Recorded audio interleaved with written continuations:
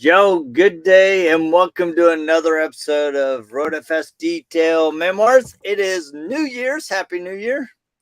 Yes. Obviously, we are all in different locations. I'm hunkered away in a bunker somewhere in California. Hunkered in a bunker. Is that it? That's the new thing. Hunkered in a I'm bunker. hunkered in a bunker. Where are you, Rod? I'm in Boise, Idaho, right where our headquarters always is. Same place, same screen, just no Jody. He's in the corner. I got a chair to represent hunkered in a bunker. And I'm actually sitting in a corner, which is ironic. Nobody puts baby in a corner. Comfort zone. Awesome. That's fun. Well, we're super excited. Doug Reid reached out and he's like, man, I want to be the first guy. I want to be before Mobile Tech Expo. So Rod and I are like, all right, we can figure out a way to do a threesome remotely. That works. So clearly my check cleared to make this happen. Clearly. So obviously, well, welcome. If you guys don't know our guest is Doug Reid. He's the owner-operator of Icon Rocklear, an amazing product that he brought to the market. And when we first had you on, it was kind of on the side of the road. The side of the road, you have your little lawn chair, and I'm like, all right, we got to do it right. Yeah, this is a stark contrast to that. However, I got a lot of comments, at the shows like, "Oh, you're the guy on the side of the road." So, hey, it worked, right? Rod, your mic's muted. Somehow you muted yourself. I was trying to unmute you, but I can't unmute you. Jody's this his first time? Well, it is like this, so yes. Cannot unmute. The mic isn't connected, supposedly. So somehow we lost his mic. He was just there. We were having such a good conversation. Right. Nope, we don't hear you. That's so weird. Maybe my check didn't clear? No, I think it's bouncing, and we're trying to figure out how to catch it. So while we're waiting for him, did you have a great holiday? Did you have some good time with your family and stuff? Well, it was different this year, only because of the storms that hit the Northeast, specifically, New York and Ohio. So my intention was to be with family. How about now? There he is. Yay. But unfortunately, the weather got in the way, so I ended up spending it by myself.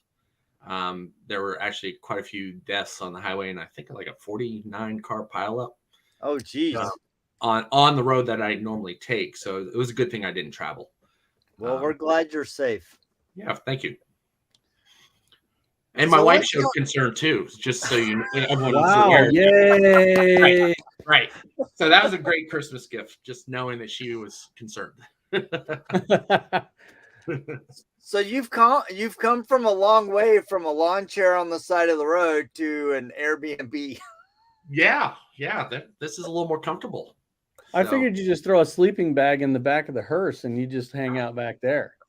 That's been a thought before, and people have asked, but that would be disturbing if I walked past a hearse and there's a guy in the back. Yeah.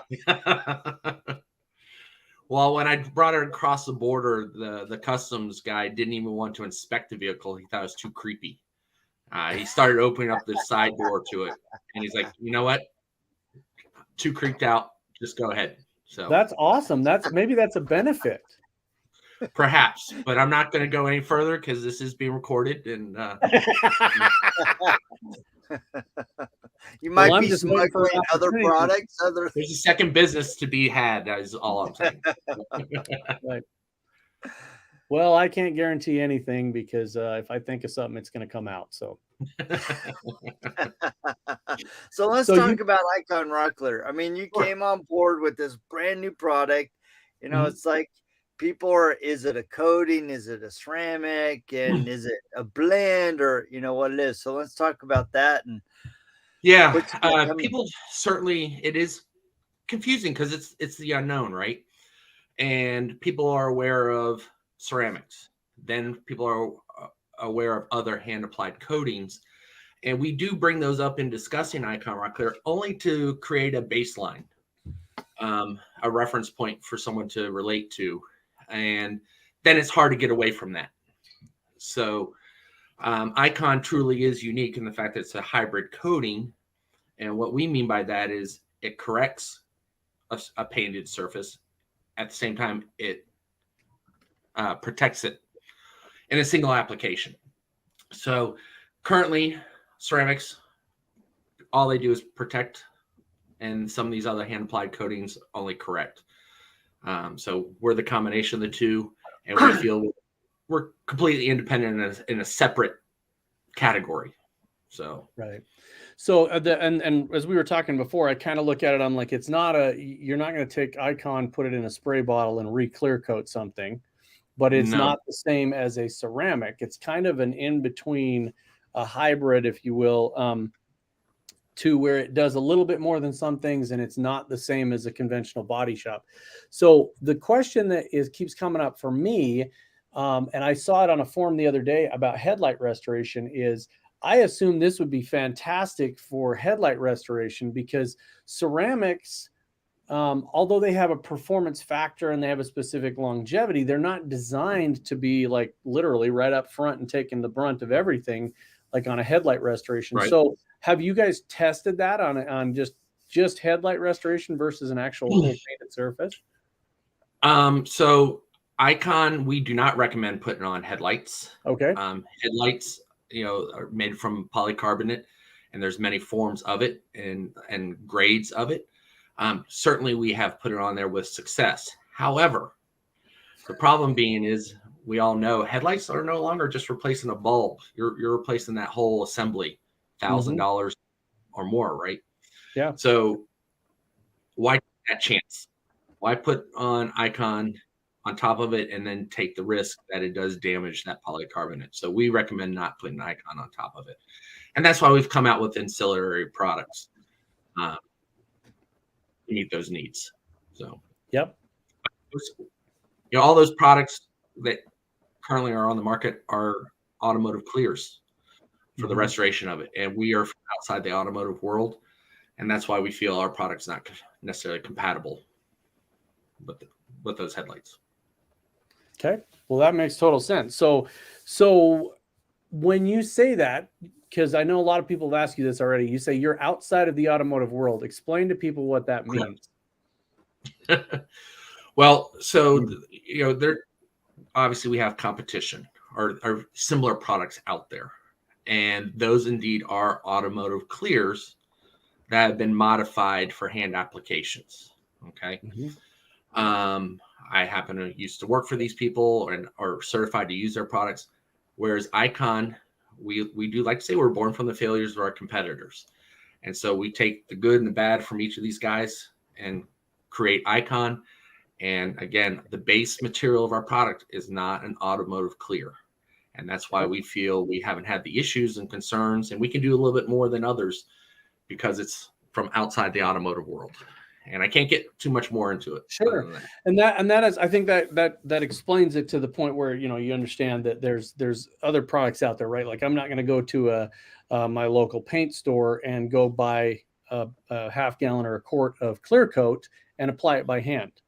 Correct. If you've ever tried that, no, it doesn't lay down and it doesn't level off.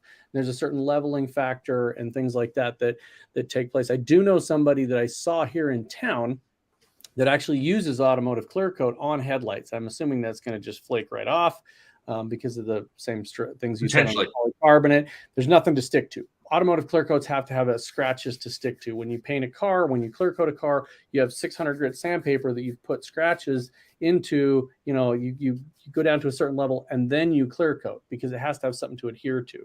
Yeah, mechanical product. Yeah. So on Icon, the installation, right? People want to know what it takes to put it on. I literally had a guy that I sent you that was in California that was talking about it. So go through the process of applying Icon to a car. Sure. So it does vary. We are for a long time been directed towards the wholesale market. So your used car dealerships, getting those used cars ready for resale. It's only recently, since last year and a half, let's say, that we've been going into the retail side of the world. So the detailers, dent guys, PPF, have shops catering to the consumers. So installation is a little bit different with those guys. But it really just comes down to how much machine work you do. Everyone has a different definition of paint correction. Some will say there's 2, 3, 4, 5, 6 levels of paint correction. So that being said, we bring the vehicle in. A retail person might wash the car, get rid of those contaminants, a decon wash, if you will. Then we simply clay it. Then we're going to pull out a rotary with a wool pad. So we're old school. We're not using DAs. Obviously, you can use a DA if that's what you're comfortable with, and that's what all you know. I'm in my 50s, so all I know is rotary with a wool pad, and we get quite aggressive with it. No skill necessary. Give it to a 5-year-old. Give it to your 85-year-old grandma. Write and your watch name her on. walk down the side. Wow, grandma's going for a ride. That's right. There's absolutely no skill necessary. And Granny got run over by a rotary. Hey, now I'm gonna have that song in my head all day.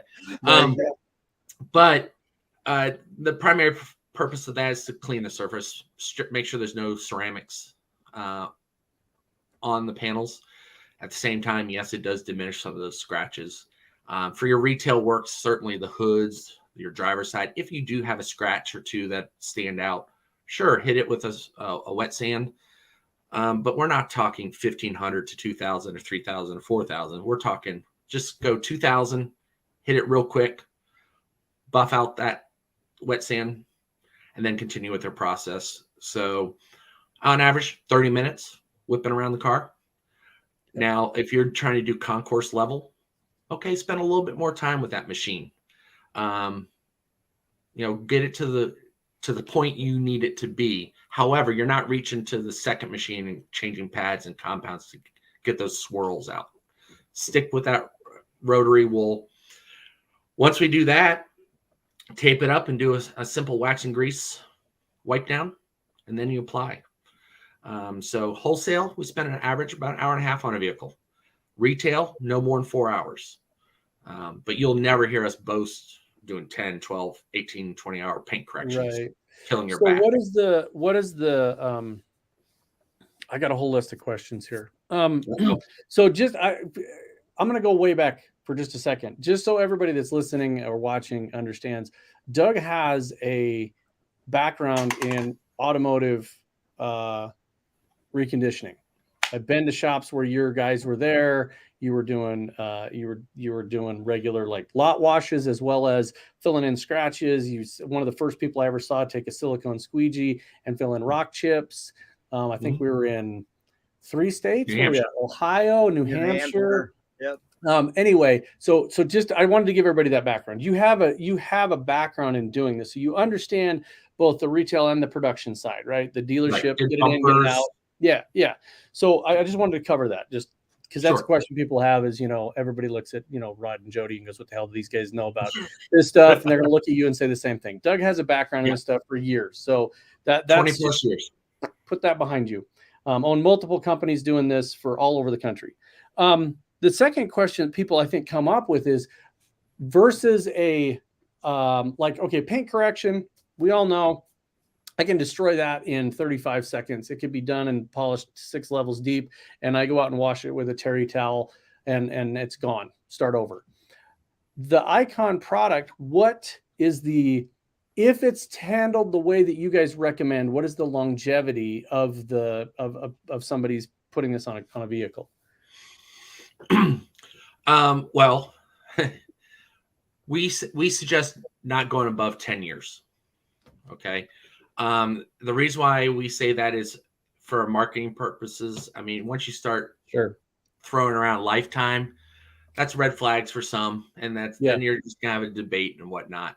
Yeah. What people need to understand though with Icon is this is not putting on a simple 1 or 2 microns worth of product. We talk in mils, so it's so much thicker and it's so much harder than traditional coatings that in reality we're not afraid to do lifetime. We will write lifetime, and that's not with reapplications. That's not with toppers every year or anything of that nature. But we say 10 years. What is also very unique that we'd like to point out is we only have one product. Yep. We don't have a 1 year, 3 year, 5 year, 7 year. Right. It's one product. And you can make that warranty whatever you need it to be. So you're not inventorying multi-year on your shelves. It's that one product. You can make it what you need it to be for your customer. You know your customers better than us. So we suggest don't go above 10, but if you need to make it a 1 year, make it a 1 year. If you need to make it a 5 year, make it a 5 year.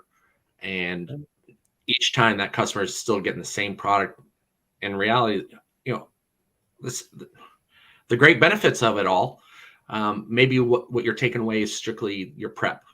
You might not be as thorough in terms of, wet sanding, let's say, if necessary. Yeah. Is the reason for that decrease in prep, is that because it has kind of a filler? Yeah, there's a high solid content to it. Now, keep in mind, everyone's expectations, everyone's definition of a scratch is different. And there's situational things involved, quality of body work, quality of the original paint job. So the best I can say is you can attain any result you like, concourse level to basic rock lot finish. It's what you put into your prep with anything else, right? Sure. Yep. So the Icon itself is really just a tool. I mean, it changes so many things, your quality of life, your turnaround time, your costs go down. And I mean, you can think of it as, and they'll probably kill me for saying this, a ceramic on steroids, right? So you can do your paint correction to the nth degree and then obviously put Icon on it and then just deliver a far superior protection. We don't talk about UV rays and bird droppings and chemical resistance. We talk about actual protection, kids and shopping carts and car doors and branches. So you can make that tool to what you need it to be for your business. So with that, the difference that you're talking about with thickness, right? Versus the typical, 1 year ceramic coating. Is it easier to have high spots if you don't do it the right way? Yeah. So it can happen. This is a skill. This is a trade. Right.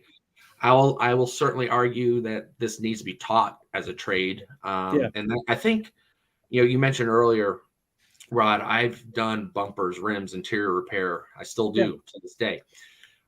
This is the first time I've never gotten bored because it is a skill. And the one thing, this segment of the industry has been around since like 2001. And the numbers I'm about to say, I'm including my competitors. I would say there's less than 500 of us in the entire world that know how to do this. Yeah. So I know I'm kind of gotten off for just a moment, but I'll bring it right back. So there's less than 500 of us doing it. No, it doesn't go on like a ceramic. We don't buff off those highs. It self levels. So in the beginning, you might have, we call them spaghetti lines. You might have those ridges, not very often, but it can happen. The cool thing about us is we can actually fix them.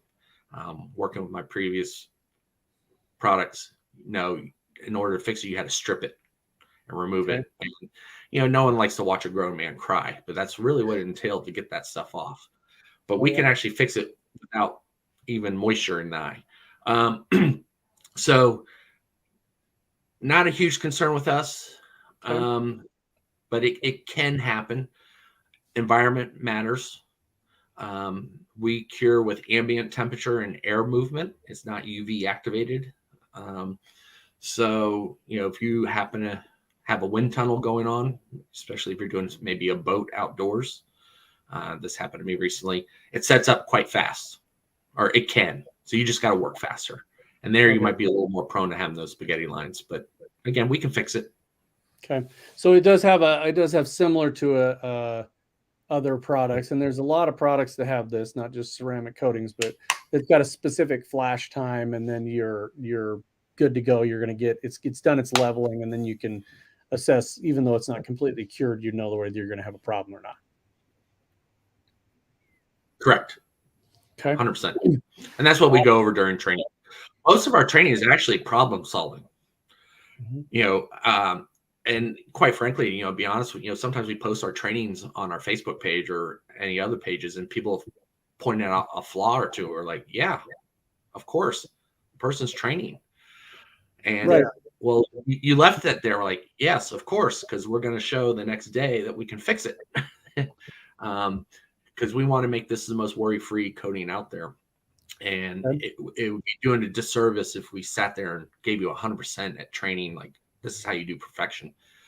Because in reality, we can't be next to you 100% of the time, right? Yeah, absolutely. I mean, at some point you got to go do it yourself, but it's the same thing as anything, right? Is you the first time you get the high-speed polisher of any flavor away from the trainer, you have the potential of burning through some paint. And if you haven't burned through paint, you haven't really pushed hard enough on a polish. Are you talking from experience there, Rod? Absolutely. I actually did an experiment. I saw those denim pads, the funky, cure-all denim pad. And I was like, oh, these are crap. I want to see what I can do with it.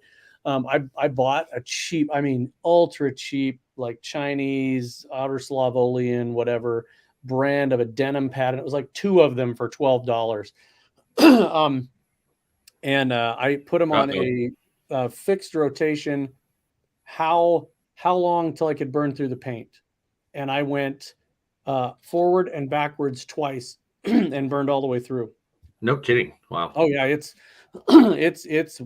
I don't know, 600 grit sandpaper. I mean, it was horrible. Wow. It was, unless you got 15 layers of paint, you're done. So talking about, you mentioned the training, because I see, especially. Yeah, we're actually coming out with a new product called. Oh, go ahead. No, you're good. Go ahead. Well, I was just gonna say we're developing a new compound called Wrath. You've already mentioned I drive a hearse, so our complementary products are the 7 deadly sins, and our ceramic, not ceramic, is called Envy. And I don't know if you saw the show. Comes in a little coffin. Yes, yeah, I have pictures of it. Right. So Wrath is our compound. It's going to be an 800 grit rated compound with dustless. So we're pretty excited about that. And it was funny. Now we indeed manufacture and bottle Icon.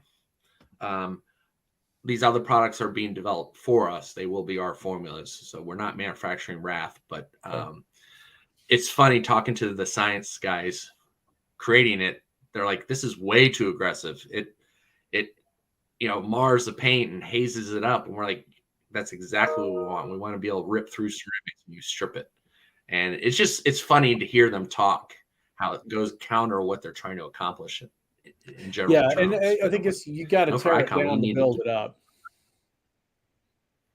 Right. And I think that's one of the things that people underestimate, right? It's why you've been such a huge advocate of hosting these training seminars, because I think one of the things that I keep asking is, if I'm a detail business owner, right, I'm having this debate. Am I going to be doing ceramic coatings, or am I going to be doing Icon Rocklear? So if I'm that guy making that decision, what are the important things that you think I should consider and, to bring into my offering for my customers? Well, I mean, there's quite a few answers to that. As a detailer, and the reason why I got involved with hand applied coatings in general is it's so labor intensive doing paint corrections. Not only that, you got to carry 5 different pads, 10 different compounds, 4 polishes. So you got all these material costs. And then when you're spending those hours and hours of paint correction, and quite frankly, it's difficult to get a fair value from that. These guys who are doing 20 plus hours and you want $100 an hour, not many markets can absorb that cost just on the labor side of it. Yeah. So then when you have Icon, your labor goes down because we're spending on average 4 hours. So your 12-hour paint correction, I can do 3 Icon jobs and charge the same amount, if not more. So my profits go up. It's a clean business. I wear a polo shirt, khaki shorts. I can go eat lunch at, out in public. I can come home. My wife is okay if I put my hands on her. It's very clean. I don't need all these materials and supplies. I mean, I could work out of a Mini Cooper. So turn around, increase your revenue, lower your labor costs, your quality of life. I don't have to work till 3, 4, 5 in the morning and get right back up. I can do a car in 3 or 4 hours. And I mean, your profits, per unit costs of Icon, a lot lower than most pro grade ceramics. Right. So Rick Colbass, can it be done mobile? So ideally, no. However, I'd be lying to you if I haven't. I am a long time mobile guy. And what I do though, at those instances is I do the chip, scratch, bumpers, rims. I do carry some with me. I'll do a panel or two. That does happen, especially those front bumpers. So if I'm at a dealership, like, hey, Doug, that white pitted front bumper, can you hit that real quick? Well, I can do that in under 10 minutes, charge $175. Now, obviously, weather could be a factor. So as long as the environment's perfect, and I've done it in 30-degree weather, there's videos of me doing it with snow around.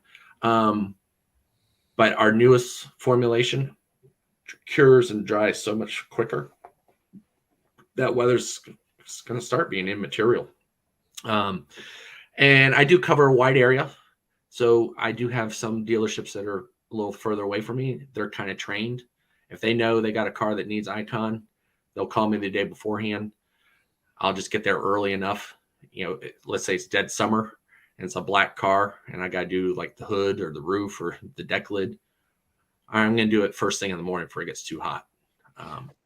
You mentioned the ambient temperature. What is the temperature threshold for this to dry? Working it? Yeah. So we don't know the bottom. Okay. But, this was developed in Alberta, Canada. So that would be equivalent to Chicago, Buffalo, not the most optimal conditions in the winter, right? Yeah. Top level I personally have done is 85 degrees. No issues. Really, all it changes is the speed to which you apply. I believe Corey has got tickled 90 degrees. So the workability is quite wide. But again, once you get in those levels, I wouldn't recommend someone who's just starting out doing it at those temps. But it's quite wide, unlike a lot of the others. So, okay. But yeah, outside, not recommended. So, especially if you got air movement, never mind, you might get dust or something in your vehicle, but it'll set up fast. So how does somebody get involved? Because before we were talking about somebody buying Texas. Yeah. And Rod's like, well, that guy's got a lot of cash buying the whole state. So yes. How does somebody get involved with Icon Rocklear? Do they work through a distributor or what's the model? It does vary. Yes, people do buy entire states or territory, which is usually county setups, right? You can buy multiple counties. So, if you're in Iowa or Texas, you're going to call our distributor in that state, or Georgia, but California, we've got mostly, no one's bought the entire state, but they've bought large swaths of property, land, I guess.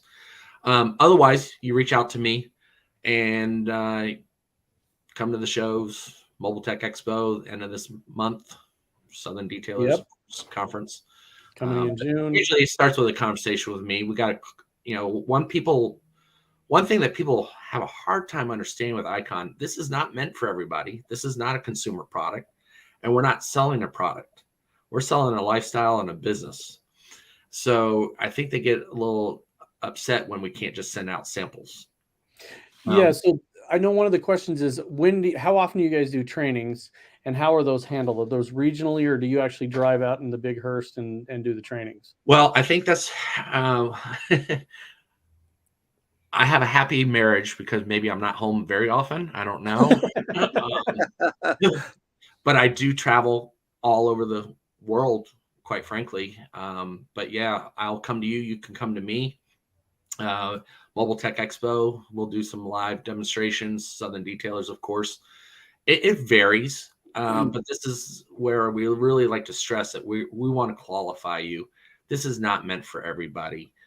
We know that. We know our potential customers are, a few thousand worldwide. We're not talking millions of people that can apply our product. So you reach out to me. I'm going to call. I'm going to ask you some questions. What kind of business are you? Mobile? Do you have a shop? Employees? How many coatings are you doing currently a month? What's your 5-year plan? Stuff like that. Do you have a tax ID number? I mean, right there, that's a key measure. Yep. So we don't just sell to anybody. So if you meet some of those minor thresholds, then we're going to arrange, okay, would you like me to come to you? You want to come to, I mean, I don't know why anyone would want to come to Ohio. But you can come to me. Funny little story real quick on that. I mean, I think in some aspects you can say this is a very small world, right? But it is quite large in theory. And I was so excited because we trained someone from Japan 3 or 4 months ago. Can't remember what month that was. And I'm like, awesome. Can't wait to go to Japan. His name's Fred. So when we started finalizing the deal, I was like, oh, sweet. We'll come to you to train. He's like, nope, I'm coming to you. I'm like, no. I want to go to Japan. He's like, no, I'm coming to Ohio. And get this. I was like, why would you want to come here? Fred has one son. And he happens to live in Ohio. And he happens to live an hour from my facility. I'm like, the entire planet in 183 countries, or how many? He has one son that happens to live an hour from me. So it stopped me from going to see Japan. Oh, man. That's well, fun. there you go. But we do go out of your way. We go out of our way to accommodate. I'm heading to New Orleans next week, then off to Texas. For the right people, we will come to you. And that's how we believe in our product. And, seeing, it is truly one of those, seeing is believing. And yeah. Well, and they can go talk, like you said, you're going to be at MTE. Anybody that's MTE, we're going to be doing a bunch of live stuff there. We'll swing by your booth. But, you just get a hold of Doug, and I would describe you as kind of what you see is what you get. This is how you are going out to dinner or anything. So, you're just kind of a genuine, regular guy. And pretty straightforward. I'll tell you how I think. Yeah, so come see him at Mobile. Clearly the best looking guy here, right? I mean, well, that's up for debate. Just saying it as I see it. Yeah. That's awesome. Well, you and I are the only ones with hair, so that makes the running very close Bald already. Is beautiful, baby. Bald is beautiful. That's awesome. Well, cool, man. Well, obviously we can keep going, but we want to be respectful of your time, and we're looking forward to seeing you at Mobile Tech Expo. Yes, guys. Rod and I are next week. We'll be packing up stuff, shipping it out, because we'll be heading to Mobile Tech Expo at the end of the week. Looking forward to seeing everybody. We also, I know, a couple people have nominated us for the Golden Mike Award. So go out to Mobile Tech Expo and nominate RoadFS Detail Memoirs for the Gold Mike. And of course, you got to subscribe. You got to share this love, because how can you not love these 3 amazing men? Suave, right. Debonair, good looking, right. And 2 of us have hair. That's right. 2 of you have hair, and 1 of us is good looking. So that's that's good, man. So no, I always look forward to Mobile Tech Expo. I encourage people to attend that all the time, and it is disheartening when people tell me they don't have time for it.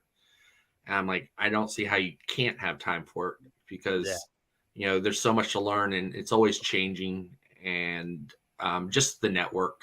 I think people miss that segment of it, because it is a small world, and you meet that right person, and that can really change the trajectory of your company and who and I think people miss that. So, I get Yeah, people ask, sure. do you know someone in Dubai, or someone here or there? And, if you don't go to these shows and meet people, and the same can be brought to you. So Yeah. I highly encourage absolutely. Absolutely. And I think that people, come on, it's the end of January. You're not busy. Pack it up, go to Florida. Right. I think the best part about that is just just how solid it is and how it grows every year. We've become a little closer with the guys that put it on, with Sheldon and Wheels and all those guys. And it's just, yes, they want it to be the best show it can possibly be. And, if you go there, the difference, I look at it, we just came off of SEMA in November. SEMA's great and it's all over the place, but you can never go everywhere at SEMA. It doesn't matter if you start walking on day one and you don't stop, right. You don't see everything. Right. And yet you see the same 50 or 100 people hanging around in the detailing area at SEMA because they go off and then they come right back. And in Mobile Tech Expo, you don't have to do that. Everything is there. You're all right confined in that building. So just take advantage of it. You can spend more time talking to everybody. And just the industry grows every year. So eventually, I think I've been going to Mobile Tech for over 10 years, and to think where it was when I first started going to where it's today, I mean, it's light years. Yeah, let me grab my cane out for just a second and tell you the first year I went to Mobile Tech Expo was in 2008. Oh my Lord. That's how long I've been going to Mobile Tech Expo. And I had lots of hair back then. I have to really track when my first year was, but I remember the resort wasn't, Rose and Shingle is a great place. Lots of restaurants, lots of space. And it's been in some pretty crappy places. That's it for sure. 100%. Naked people running around in the halls at night. And Jody and I were sneaking. Jody said you'd stop doing that, by the way. Jody had to hey, come on, guys. Got to have a little shock value. Early days, Jody and I'd sneak in across the street to a different resort and just act like we owned the place and go into the hot tub and the swimming pool. Just, Well, I think that's why you no longer stay at the resorts. And I think that's exactly why I'm banned. Yeah, that's my face is up there. Stop that guy. Awesome. Cool, man. Well, thank you so much. I appreciate the time, and I'll see you guys, in, I guess, 2 weeks, 3 weeks? Yeah, 3 weeks. Yeah. 3 weeks. All right, guys. Well, we will check you guys same time just next week right here on Detail Memoirs. Awesome. Thank you. Bye. See ya.